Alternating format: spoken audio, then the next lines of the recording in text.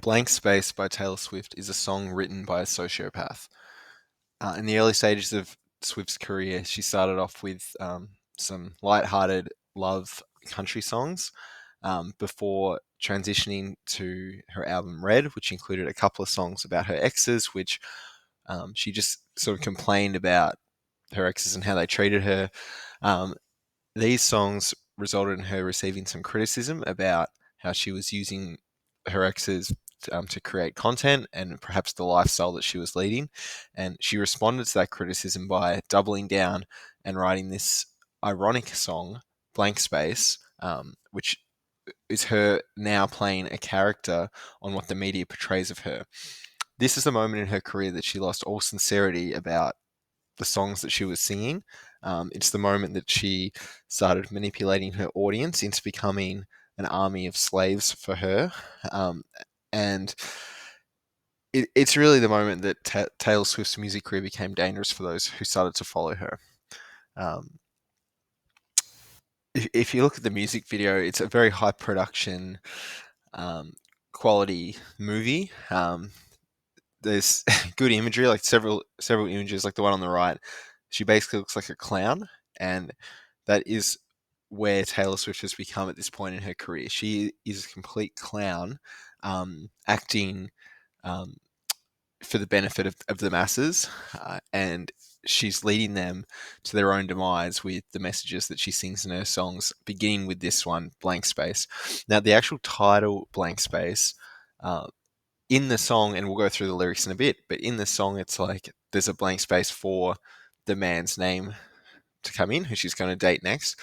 But blank space could really be referred to as the space between the ears of her listeners, because there's nothing going on once they've listened to this song. So let's get into the lyrics.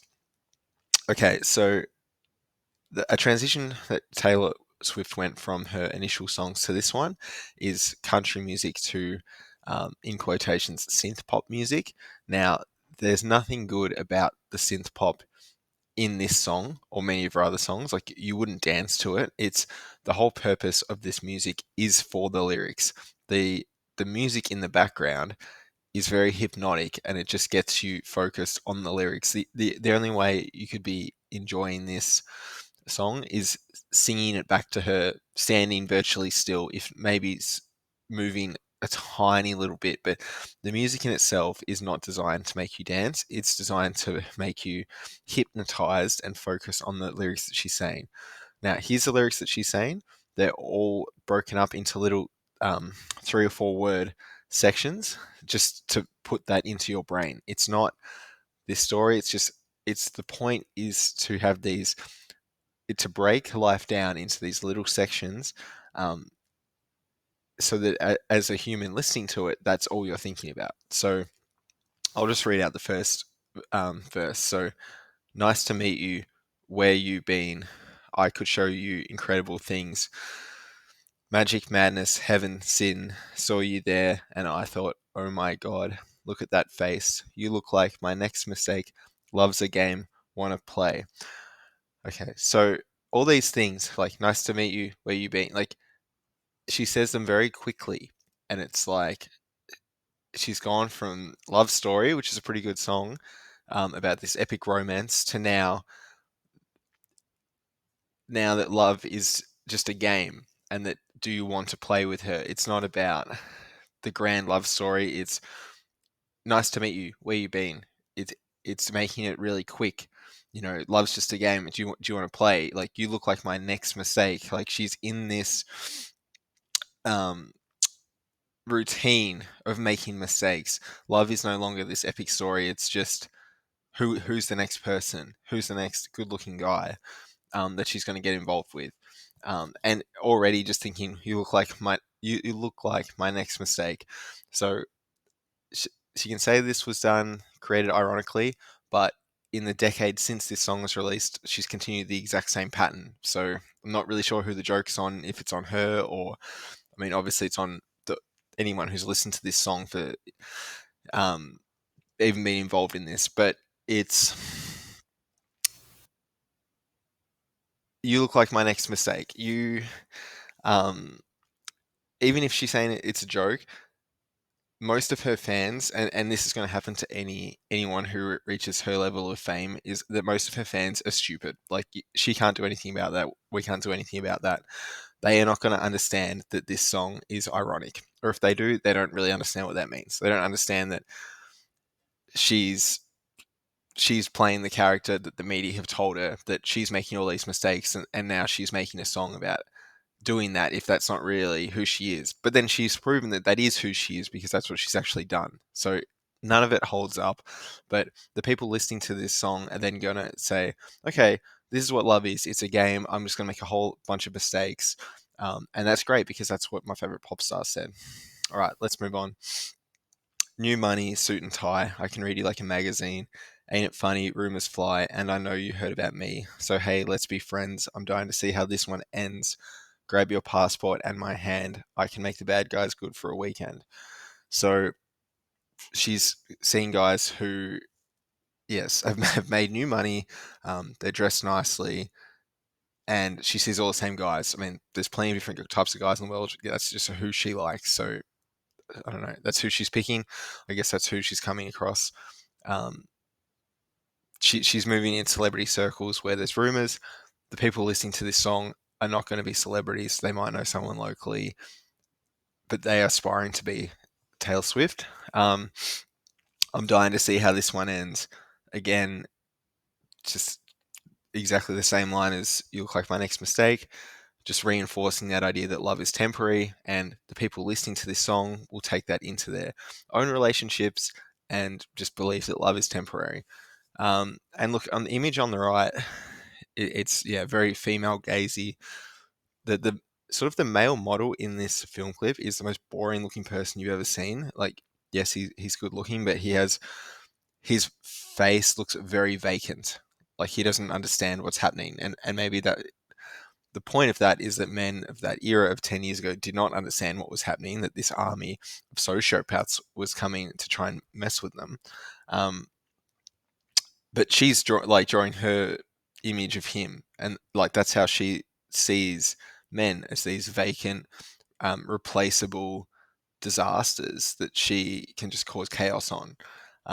So anyway, we move on. Okay, so this is the chorus. This is repeated 3 times in the song. So this is what she's really trying to drill into your ears. And when you hear this song in bars and hotel lobbies and on the pop music radio, these are the words that she wants to drill into your ears. So she says, so it's going to be forever or it's going to go down in flames. You can tell me when it's over, if the high was worth the pain. Got a long list of ex-lovers. They tell you I'm insane because you know I love the players and you love the game. I'll just read the second half as well, but because we're young and we're reckless, we'll take this way too far. It'll leave you breathless or with a nasty scar.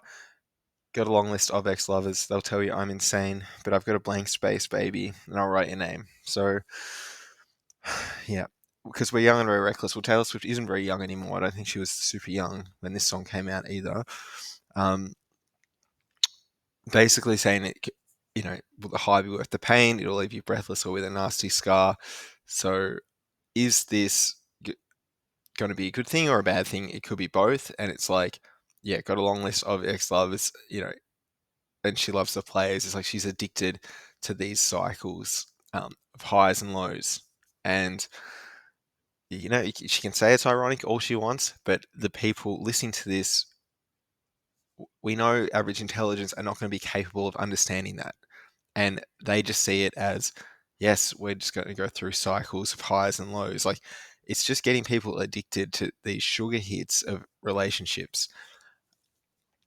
You can't argue. You can't argue. Like, that's where it's gone in the last 10 years. That's what how people date. It's ridiculous. I think there's a good turning point in this chorus, even at the start, where it's going to be forever, and that's sort of the love story song that she wrote. That's sort of the vibes of that. But then she subverts that and says, or it's going to go down in flames. And while people, they get addicted to that relationship roller coaster, that experience, it has gone down in flames. People who follow this lifestyle, like their life is in flames. It's a rubble. It's a mess. So she's telling you in the lyrics what this will lead you to, but because the song's hypnotic, because it draws you in, because she's if Taylor Swift, like the character she portrays, feels like one of your friends, you get sucked in, even though it's telling you like your life's going to go down in flames, basically. And again, this guy he looks lobotomized. Like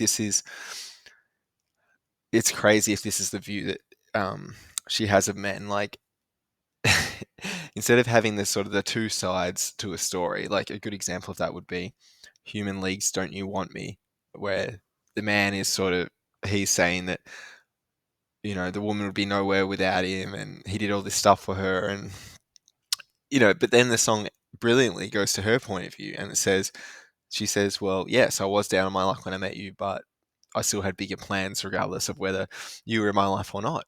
And I thank you for being there, but I've got to do my own thing. You know, in this song, it's all about Taylor Swift and her having the power to be able to get a new guy over and over. And it's really not about the guy at all. Like he has not really done anything apart from maybe a text from a girl, which we don't really find out what the deal with that is. It's more that she is just creating this drama that she wants to be a part of. Um, anyway, let's move on. So this is sort of the last section. There's a couple of chorus breaks in there, but here's the final lyrics. Cherry lips, crystal skies, I could show you incredible things, stolen kisses, pretty lies. You're the king, baby, I'm your queen. Find out what you want, be that girl for a month. Wait, the worst is yet to come. Oh no. Screaming, crying, perfect storms. I can make all the tables turn. Rose garden filled with thorns. Keep you second guessing like, oh my god, who is she? I get drunk on jealousy. But you'll come back each time you leave, because darling, I'm a nightmare dressed like a daydream. Then there's the chorus. And then we'll get to the last bit at the end. But again, she's weaving these things that are possibly good, like you're the king, I'm the queen, but then into bad things like find out what you want, be that girl for a month, like that female chameleon. She's like, I can fake it for a month. And then, even then, that's the faking it is actually part of the good part, because it's then, wait, the worst is yet to come. Oh no. But it's not like, oh no, in this horrified way, like, oh no, in this routine, like, this is what I do way. I scream, I cry, I create these perfect storms, I can make the tables turn. Um, and get I get drunk on jealousy. Getting drunk is something you do, like you're indulging on it. It's not I hate being jealous. It's I get drunk on jealousy. Like I enjoy it. It's all this drama, all this lighting his clothes on fire, all this bashing his car with a golf club. Like she's drunk on it. She loves it. And that's the message. It's like, no, we should love all this chaos in our lives. Like, we don't want to have the love story anymore. We want to just be chaotic and abusive, and then we'll just get the next guy in. There's an interesting line that you'll come back each time you leave. Because darling, I'm a nightmare, dressed like a daydream. That doesn't make any sense to me. I mean, I think as a man, you should just leave if someone is lighting your clothes on fire. Like, you do not go back at that point. If you're a moron. Um, Maybe it's projection. Maybe she comes back because she likes the chaos. I think most guys would not like the chaos, and that's why they're ex-lovers and they leave and they say that she's crazy. Um, I think this line is more relevant to her audience. But you'll come back each time you leave, because darling, I'm a nightmare dressed like a daydream. And I think this line is more about the character that she's putting on, or the public persona of Taylor Swift, than the actual individual character of Taylor Swift in this music video. Taylor Swift herself is a nightmare dressed like a daydream. Like, yes, she's blonde. She's somewhat pretty. She writes her own songs. She's the daydream. She's the pop star. But no, she's really the nightmare. And this is the song when it turned. I mean, I think, she did write another song about like we're never getting back together, which is uh, I've, I don't think is a very interesting song or a good song. I think this is actually a better song than that. But that to me, that's not that bad. Like she had a relationship, and it's like, yeah, I'm not getting back together with this person. That's yeah, maybe she's dwelling on it, but maybe that's the song helps you move on a little bit. Maybe not because it's like you're revisiting that for no reason. Um, but this song, it's when she just really starts leaning into that character, and it's it's not good. Like you can't say, oh well, it's just a irony. Like she doesn't actually feel like this. Like it's this is taking advantage of, unfortunately, the simple minds of her audience, because they do not understand that this might be a joke, and that they just will eat it up. But we'll get to that in a minute. Anyway, the final verse is, "Boys only want love if it's torture. Don't say I didn't warn you," which I think is complete. It's either projection because she's the one who's thriving off of this torture, or it's just a parting message um, to her fans, like, don't fall in love with boys. Like it's getting them to expect that it will be torture when it probably won't be. It's predictive programming that she's making the the girls that listen to her music think that boys want love that's torture and that they should, but then she knows that the girls kind of love that drama because it's part of ingrained psychology. So she's basically created an army of wild, torturous girls who will then listen to her music for the next 50 years. Um, it's pretty sickening. But at the start of the video, I did say this was the Sociopath song. And here's some traits of sociopaths. So lack of empathy for others, impulsive behavior, which are two things that this character has exhibited in this video. Um, attempting to control others with threats or aggression, somewhat relevant. Using intelligence, charm, or charisma to manipulate others. This is fucking spot on. So she is not manipulating, this lobotomized vacant man in this music video.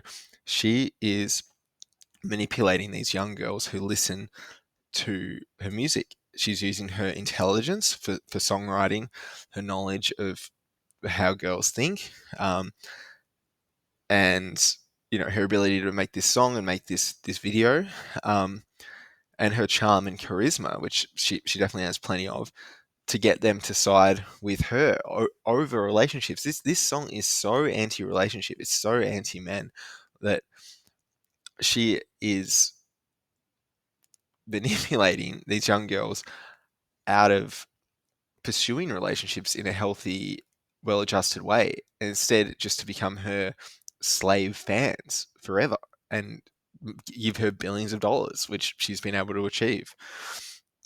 Um, lying for personal gain definitely is true. If she says that this is a fake persona, then that is a lie. She's lied about who she really is. She's lied about what um, her values are to gain. And if she hasn't, then she's lied about that. It's one way or the other. She has lied here for personal gain, showing a tendency toward physical violence and fights. Yeah, she does that in the video, so you can count the character as doing that. Um, often have legal issues and unstable personal lives. That's exactly what she was called out for in the media for, and then what she is reinforcing with this video. Here's another one. What is the sociopath? Sociopathy describes individuals diagnosed with antisocial personality disorder. Sociopaths continuously disregard and violate the rights and feelings of others. Often these individuals use manipulation tactics and antisocial behavior to meet their needs. So I think, one, the character's doing that. She's disregarding the rights and feelings of the man in this story. Like, he doesn't really get a say. And then, yeah, the manipulation tactics that she's using to I guess, hoodwink her audience into thinking that this is all fine or that this is all good and that it's wrapped up in a nice bow of this sweet pop song. It almost lullabies you into thinking that this is normal. Like, it's a high production video. She still like looks pretty good and presentable. Like, she wears nice, I guess, like nice dresses, like elegant formal wear most of the time, as opposed to perhaps some other pop stars who might wear more, revealing casual clothes. Like, she is saying, well, I'm this high production, like high value singer, so this is actually better than a song like that. But it's actually probably more insidious and more damaging. And the way it's presented is a manipulation to suck you in to think it's actually not that bad. And I just want to say one more thing about the end of the video. Like, so she's got this extremely boring looking man who, she ruins her relationship with because she enjoys it. Because she got a text message from one girl because, yeah, he's an attractive guy, and that's who she's going for. But then once he escapes, once he leaves and doesn't come back, because why the hell would he? Then she just gets the next guy to come in, um, who looks basically exactly the same. Um, and it's this idea that there's just an endless amount of replaceable, good-looking, eligible men. Um, and for her, there probably is, but for most of her audience, there won't be. And I think that this idea that you can just burn through all these relationships and make all these mistakes is such a damaging one for the average woman, because they won't get all those opportunities. They'll get a few, they'll definitely get a few, but they won't get as many as the character of Taylor Swift in this video, where it will just be endless. And they never will get someone probably as good looking as these guys. So it's, I don't know. For a long time, I just thought this was a smartly written pop song, but I think the longer it goes on, the longer her career goes on. Um, and now in 2024, we're seeing stadiums of people fill up to listen to her, all go along dressed in pink. Like, I've never really been against Taylor Swift. I've for a long time I thought that she was actually a pretty interesting character and, pretty talented, and wrote some songs that had a bit of edge to them for pop songs. Like, she has a very interesting persona that's different to a lot of high level pop stars. But I think when it's getting to the point when you've got 100,000 people going to see her, if not more, all dressed in pink, like, you got to question if you're part of that herd mentality. If she's leading you to make the right decisions, is that what your end goal is, to be just one of 100,000 paying, I don't know how much tickets were, maybe $500, maybe 1,000. Like, is that getting you where you need to be in your life? I would argue not. But anyway, thanks for listening. Let me know your thoughts, and I'll see you in the next one.